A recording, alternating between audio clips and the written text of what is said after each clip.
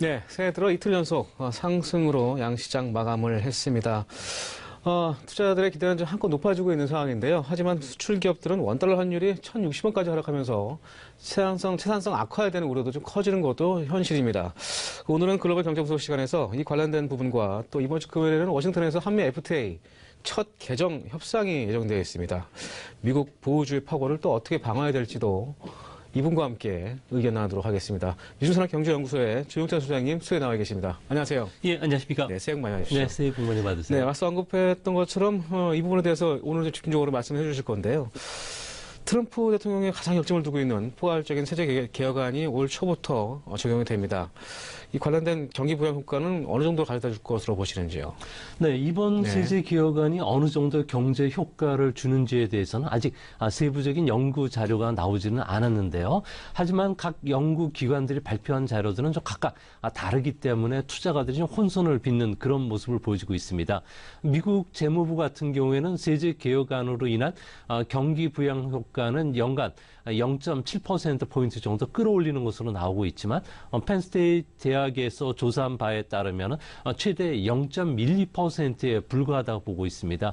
연구기관들이 각각 다른 이유는 아무래도 미국의 실질 실효한 그 세율이 23%지만 명목 이 21%인 점을 비교하면 아무래도 경제 효과가 좀 떨어진다는 점, 그리고 해외 이익이 얼마나 환류될지, 그리고 설비 투자로 이어질지 아직 확신을 할 수가 없기 때문에 그렇습니다. 또한 소득세 감면 효과로 인해서 전체 세대 53%를 차지하는 5,000달러 이하 가구 같은 경우에는 이번에 세제 혜택이 1.6%에 불과하기 때문에 소비 증가에도 미치는 영향이 미미하다고 보고 있는데요. 이 때문에 미국 싱크탱크들 같은 경우에는 세제 개혁 효과가 실질 GDP를 0.3%포인트 정도 끌어올리는 데 불과하고 또 오히려 임금 상승이라든지 물가 상승과 같은 부작용이 일어나지 않을까 조심스럽게 우려하는 그런 분위기입니다. 네, 조금 전 세제 개혁으로 미국의 성장률이 높아지고 또 이전과는 다른 물가 상승 압력을 받게 된다고 언급해 주셨는데요. 미국 연준이 점도표대로 3번 금리 인상을 할 경우에 글로벌 금융시장에는 또 어떤 영향을 미칠 것으로 보시는지요? 네, 올해는 FOMC 멤버들이 매파적 성격이 강한 멤버들이 등장하게 되는데요. 이 때문에 점도표대로 금리를 인상할 가능성이 어느 때보다도 높아지고 있습니다. 이렇게 되면 2019년이면은 장단기 금리 차가 제로 수준에 들어갈 것으로 보여지는데요. 장단기 금리 차가 줄어든다는 것은 투자가들이 안전자산인 채권을 투자해서 초과 이익을 벌 수가 없는 상황이 된다는 것을 의미합니다.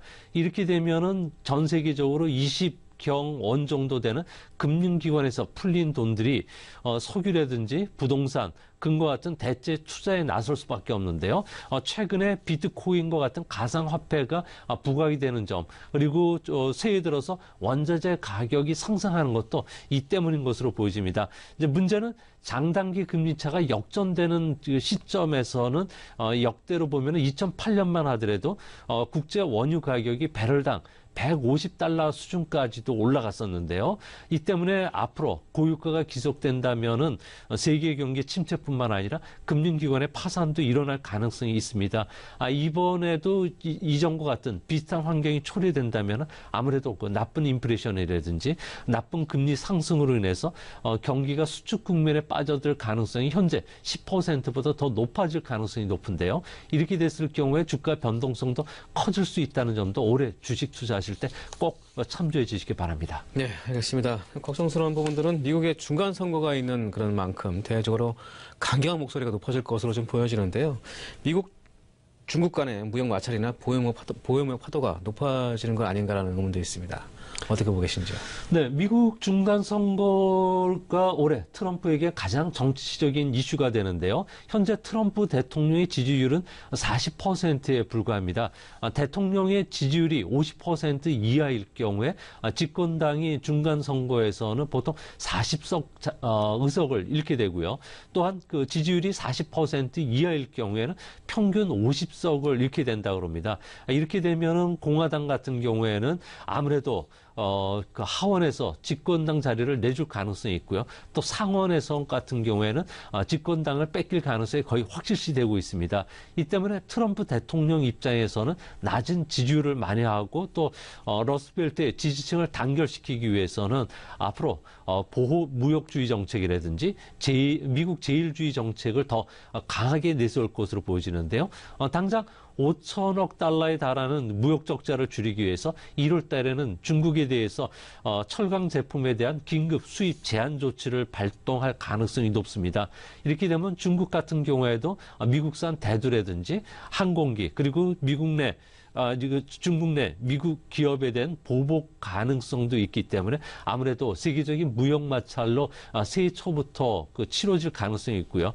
또한 트럼프 같은 경우에는 일본에 대해서는 자동차, 농산물 시장에 대한 추가 개방뿐만 아니라 우리나라와 관련해서는 한미 FTA 개정 협상에도 아무래도 강경하게 나올 가능성이 있을 거로 보여집니다. 네, 그렇다면 5일부터 시작되는 한미 FTA 개정 협상 시작을 필두로 해서 과연 미국의 공세를 어느 정도 막아낼 수 있을지에 대한 궁금성이 있습니다.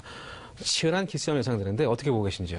네, 나프타 재협상이 현재 난항을 겪고 있는데요. 이 때문에 트럼프 입장에서는 통상 측면의 성과를 거두기 위해서는 한국에 대한 압박을 좀 더 강화할 가능성이 높습니다.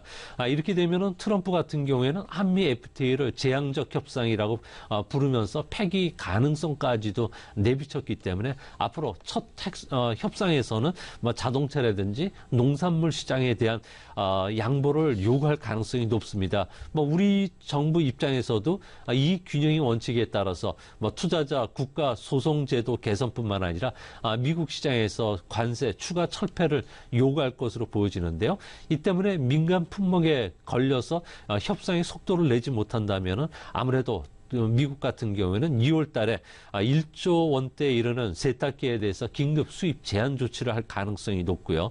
또 협상이 더 늦어진다면 아무래도 5년마다 협상 지속할지 여부를 재검토하는 선셋 조항을 넣을 가능성이 있습니다. 이 때문에 우리 입장에서는 우리 입장을 반영하는 것도 좋지만 중간 선거 이전에 최종 협상을 마무리하는 것도 국익에 크게 도움되지 않을까 보여집니다.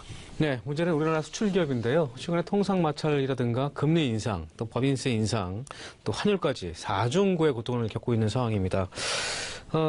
첫날 외환시장에서 원달러 환율도 1,061원까지 마치면서 수출 시장성 악화에 지금 우려가 되고 있는 상황인데 어느 정도 심각한지 좀 언급해 주시죠.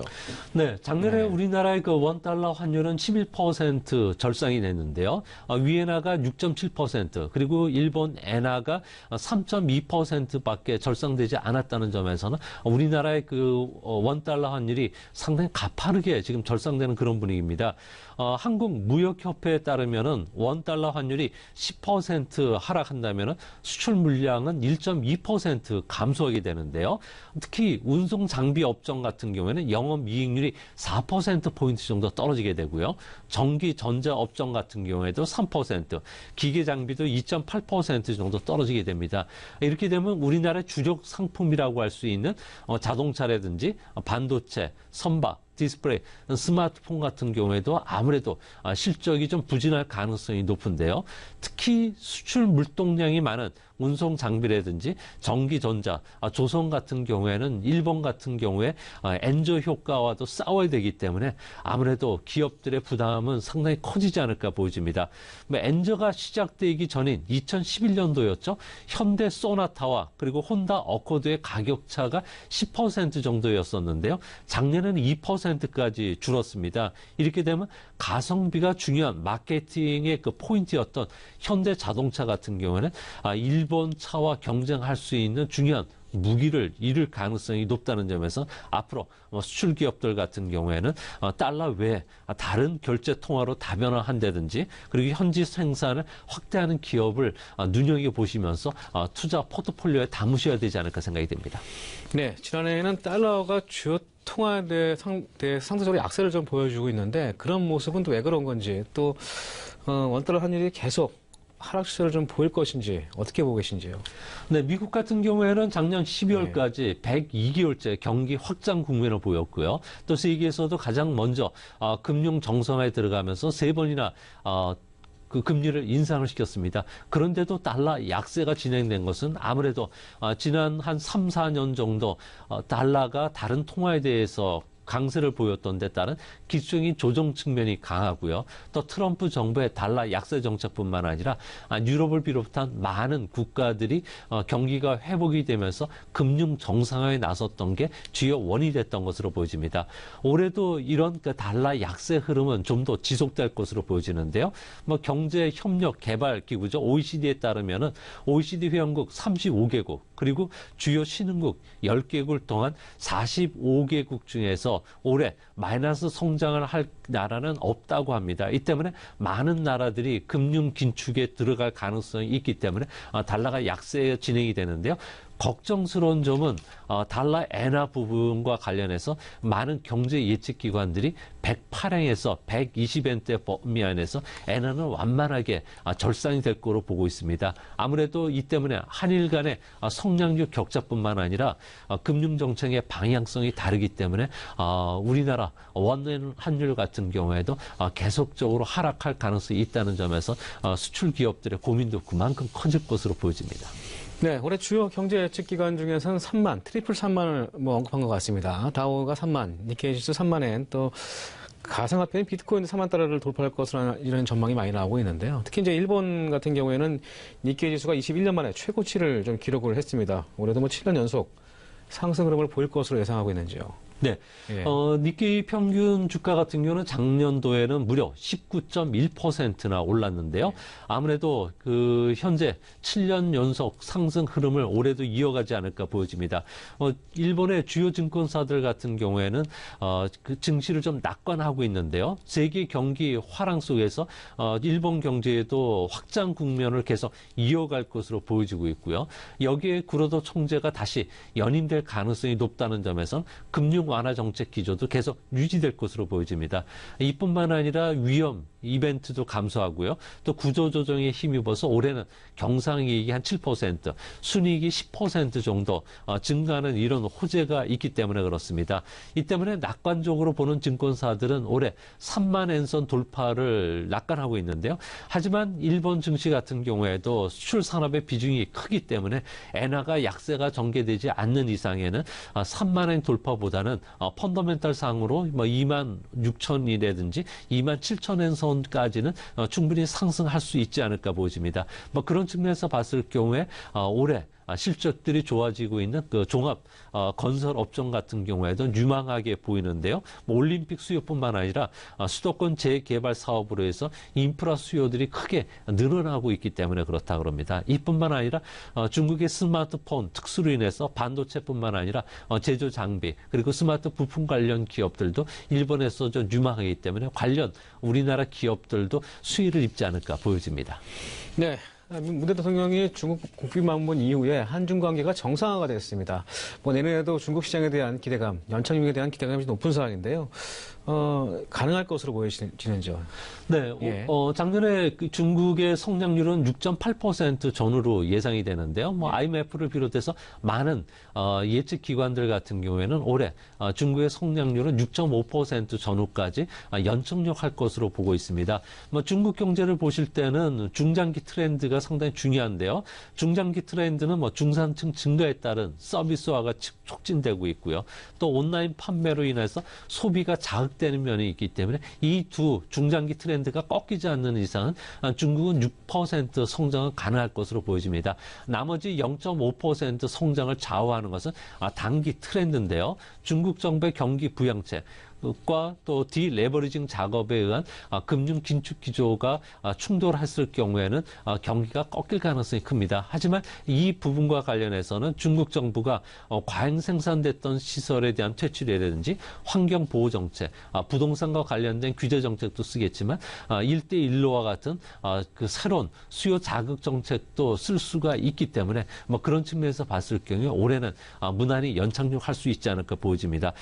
그런 측면에서 상하이 종합주가 지수 같은 경우는 작년에 6.6% 상승하면서 2년 만에 반등에 성공했는데요.